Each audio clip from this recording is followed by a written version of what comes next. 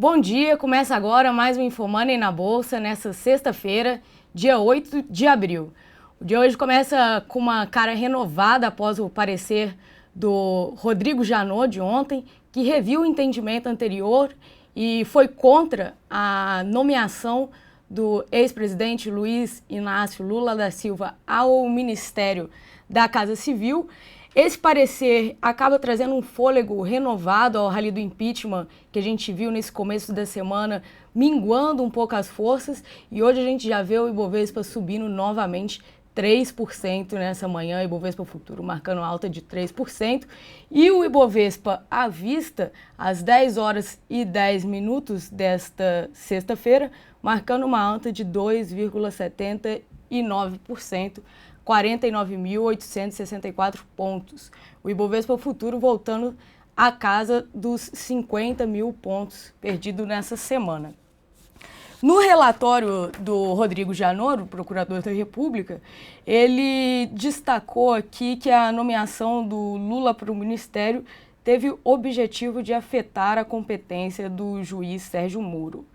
Janot acusou a Dilma de ter cometido desvio de finalidade e tentativa de obstrução da justiça.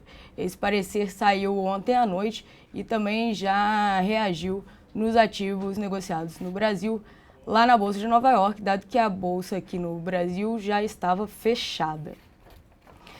Destaque também nessa manhã para um comentário do Credit Suisse. Representantes do Banco Suíço teriam ido falar com parlamentares na quarta-feira, no dia que o Jovair Arantes deu o parecer do processo do impeachment, a favor do processo do impeachment. Membros aí do Credit Suisse teriam ido falar a parlamentares em Brasília. Segundo as projeções do banco, que foram reveladas hoje no blog do Correio Brasiliense, a projeção é que o PIB do Brasil possa retrair em 6% esse ano, caso Dilma permaneça no governo. E nesse cenário, a expectativa é que a taxa de desemprego pule para 14% esse ano, com mais de 2 milhões de vagas sendo aí fechadas em 2016. O relatório ele foi lido para membros também da bancada evangélica no mesmo momento que ocorria esse processo em que o Jovair lia o relatório do processo de impeachment, e os membros da bancada evangélica, que reúne 96 deputados, teriam decidido apoiar formalmente o pedido de impeachment da presidente Dilma após essas projeções catastróficas do Credit Suisse. No cenário em que o impeachment seja aprovado, os economistas do banco prevêem uma retração menor de aproximadamente 3%, com um volume de empregos sendo perdido de cerca de 500 mil empregos. Nessa manhã, vale destacar também que a Folha de São Paulo alertou para um quadro de quebradeira geral de empresas num cenário de continuidade do governo. Falando já nesse placar do impeachment, todo dia o Estado de São Paulo lança a atualização, de como estaria o placar do impeachment. Hoje o jornal mostrou que 274 deputados seriam a favor da destituição da presidente Dilma e 114 seriam contrários à saída da presidente. Vale lembrar que a presidente precisa de 172 votos favoráveis para conseguir barrar o impeachment. Temos aqui também dados do Datafolha, que fez um levantamento que aponta que 308 deputados votariam contra Dilma, 43% a mais do que o levantamento anterior de dezembro. O jornal não ouviu, no entanto, todos os deputados. Já o Globo contabiliza aqui votos a favor de Dilma de 233 votos favoráveis, segundo a coluna de Lauro Jardim, do jornal O Globo. Seguindo nos destaques políticos, hoje também a comissão do impeachment começa a votação, começa a discussão do impeachment às 15 horas, horário de Brasília. E também nos destaques, o Romero Jucá, que agora é o novo presidente do PMDB no lugar do vice Michel Temer, negociaria cargos com partidos que ainda não desembarcaram da base do governo para um futuro governo do Michel Temer. Ele falou com o PP, PR, PSD e PTB, justamente com os partidos que foram cobiçados pelo Planalto nos últimos dias, com Lula prometendo cargos em troca de votos contrários ao impedimento.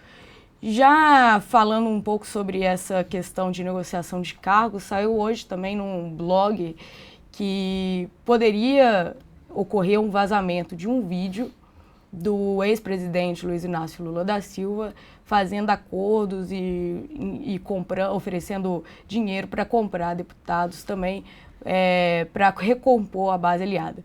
Esse vídeo que pode vazar estaria ali preocupando bastante o Planalto. Isso também pode vir à tona nessa sessão. Vale ficar de olho. Entre outras notícias, segundo a Folha de São Paulo, a TV Globo prometeu que vai transmitir a votação do processo de plenário na Câmara dos Deputados, seja qual for o dia ou o horário. Falo que a votação pode ocorrer no domingo, dia 17 de abril. Seguindo para os destaques internacionais, hoje as bolsas lá fora mostravam alta, seguindo os preços de recuperação do petróleo e correção das perdas dos últimos pregões. Quem foi contrário foi a bolsa chinesa, que mostrou queda nessa sexta-feira, antes de uma série de dados econômicos que eles vão reportar, com alguns investidores realizando lucros após uma recuperação de um mês do mercado que refletiu as expectativas fortes para o primeiro trimestre. Vale destacar também no cenário dessa manhã o leilão de swap reverso que o Banco Central fez nessa sexta-feira.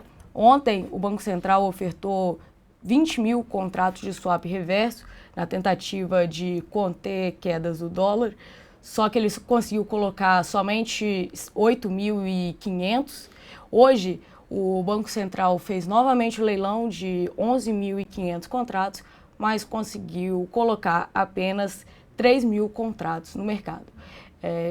Isso também contribui para a queda do dólar que a gente vê nessa sessão, queda de 1%, aliado também a expectativas maiores de um possível impeachment da presidente Dilma. Já seguindo aqui para o noticiário corporativo, a gente tem hoje notícia da Petrobras. Segundo a coluna Painel da Folha de São Paulo, o governo seguiria pressionando a diretoria da empresa para que ela reduza o preço da gasolina como forma de conter a inflação. Nessa semana, os papéis da empresa foram bastante afetados nos primeiros dias devido a essa especulação de que a empresa poderia ser usada como uma política de governo ali para tentar conter o IPCA e, em função disso, poderia cortar os preços dos combustíveis. Isso acabou jogando o papel para uma forte queda no início da semana, mas a empresa negou qualquer possibilidade nesse sentido. No entanto, rumores ainda apontam que a presidente Dilma estaria ali pressionando a empresa para que ela adotasse essa medida. Vamos aproveitar e ver como que estão aqui as maiores altas do Ibovespa hoje. Fazer uma atualização aqui, Ibovespa subindo 2,9%, próximo aí da casa dos 50 mil pontos. Entre as maiores altas do dia, destaque para as ações do Banco do Brasil, subindo 5%, CEMIG também, Petrobras também subindo na casa de 5% hoje. Papéis muito correlacionados a essa expectativa maior de impeachment. E na ponta negativa, a gente vê os papéis da Fibria e Suzano e Klabin caindo cerca de 1%. Papéis bastante afetados pela queda do dólar, dada a exposição dessas empresas ao câmbio. Nos destaques também, Notícia da BMF Bovespa e CETIP. Nesses últimos pregões, rumores de que as empresas já teriam fechado um acordo para a fusão das companhias, numa operação que podia criar uma empresa de 40 bilhões de reais na Bolsa.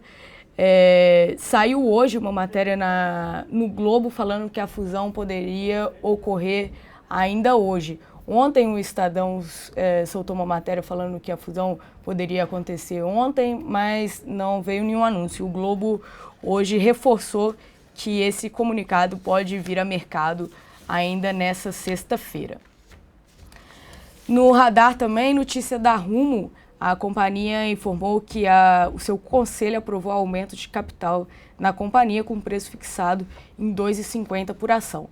Vale destaque que ontem as ações da Rumo caíram 17% no pregão em função de uma possibilidade de pagamento de indenização à Agrovia no valor entre 100 milhões, que é o que fala a empresa, e 300 milhões, que é o que levantou o valor, segundo fontes ouvidas pelo jornal Valor.